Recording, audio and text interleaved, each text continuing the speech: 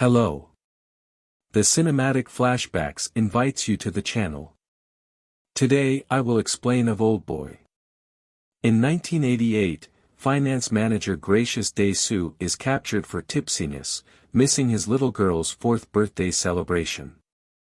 After his companion Ju-hwan gets him from the police headquarters, Dae-soo is captured and awakens in a fixed lodging, where food is conveyed through a pet entryway.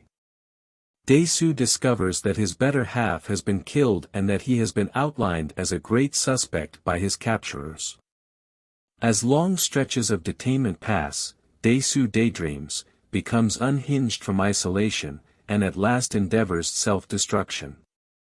While oblivious in the wake of slicing his wrists, Dae-soo is revived and wrapped, kept from kicking the bucket to guarantee that he keeps on living in anguish. After this, Dae-soo takes a break working on shadowboxing and endeavoring to dig a getaway burrow to look for retaliation against his detainers. In 2003, Dae-soo is unexpectedly delivered in the wake of being quieted and spellbound. Dae-soo awakens and, in the wake of testing his battling abilities on a gathering of hooligans, a puzzling hobo gives him cash and a cell. Dae-soo enters a sushi eatery where he meets Mi-do, a youthful culinary expert. He gets a provoking call from his capturer, falls, and is taken in by Mi-do. Dae-soo endeavors to leave Mi-do's loft, yet Mi-do, presently inspired by Dae-soo, stops him. They accommodate and start to shape a bond. After he recuperates, Dae-soo endeavors to track down his girl, yet abandons attempting to reach her in the wake of learning she was embraced after his capturing. Presently centered around distinguishing his capturers, Dae-soo finds the Chinese eatery that made his jail food and tracks down the jail by following a deliverman. Dae-soo learns the inn he was held in is a confidential jail, where individuals pay to have others imprisoned. He torments and investigates the superintendent, Mr. Park Cheo-woong, who discloses that Dae-soo was detained for going on and on. Mr. Park's watchmen come to go after Dae-soo, and they battle savagely in the inn hallway. Dae-soo is cut however figures out how to overcome every one of them. Dae-soo's detainer is uncovered to be a rich financial specialist named Lee Charm-jin. Charm-jin gives him a final offer: if Dae-soo can reveal the thought process in his detainment in something like 5 days, Charm-jin will commit suicide; if not, he will kill Mi-do. Dae-soo and Mi-do draw near and engage in sexual relations. In the interim, Ju-hwan attempts to contact Dae-soo with significant data, yet is killed by Charm-jin. Dae-soo in the long run reviews that he and Charm-jin went to a similar secondary school, and that he saw Charm-jin committing interbreeding with his own sister. Dae-soo told Ju-hwan what he saw, which prompted his schoolmates blabbering about it. Reports spread and Charm-jin's sister ended it all, driving a sadness-stricken Charm-jin to look for vengeance. In the present, Charm-jin removes Mr. Park's hand, driving Mr. Park and his pack to combine efforts with Dae-soo. Dae-soo leaves Mi-do with Mr. Park and embarks to confront Charm-jin.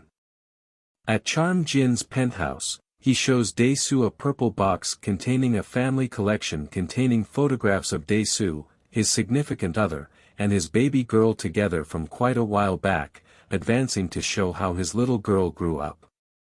Charm-jin then uncovers that Mi-do is really Dae-soo's little girl, and that he had organized everything, utilizing entrancing to direct Dae-soo to the eatery so he and Mi-do would fall head over heels, so Dae-soo would encounter the very agony of inbreeding that he did. Charm-jin uncovers that Mr. Park is as yet working for himself and takes steps to come clean to Mi-do. Dae-soo apologizes for being the wellspring of the talk that caused the demise of Charm-jin's sister, and embarrasses himself by impersonating a canine and asking. When Charm-jin is unamused, Dae-soo removes his own tongue as an indication of compensation. Charm-jin at last acknowledges Dae-soo's statement of regret and tells Mr. Park to conceal reality from Mi-do. He then, at that point, drops the gadget he guarantees is the remote to his pacemaker and leaves. Dae-soo enacts the gadget trying to kill Charm Jean, just to find it is really a remote for amplifiers, which play a sound recording of Dae-soo and Mi-do engaging in sexual relations. As Dae-soo implodes despondently, Charm Jean enters the lift, where he reviews his sister's self-destruction and commits suicide by handgun. Some time later, Dae-soo tracks down the hypnotic specialist and requests that she delete his insight into Mi-do being his little girl so they can remain content. To convince her, he rehashes the inquiry he heard from the man on the housetop, and the hypnotic specialist concurs. A short time later, Mi-do finds Dae-soo lying in snow, yet there are no indications of the hypnotic specialist. Mi-do admits her affection for himself and the two hug. Dae-soo breaks into a wide grin, which is gradually supplanted by a more uncertain articulation. Thanks for watching. Consider subscribing.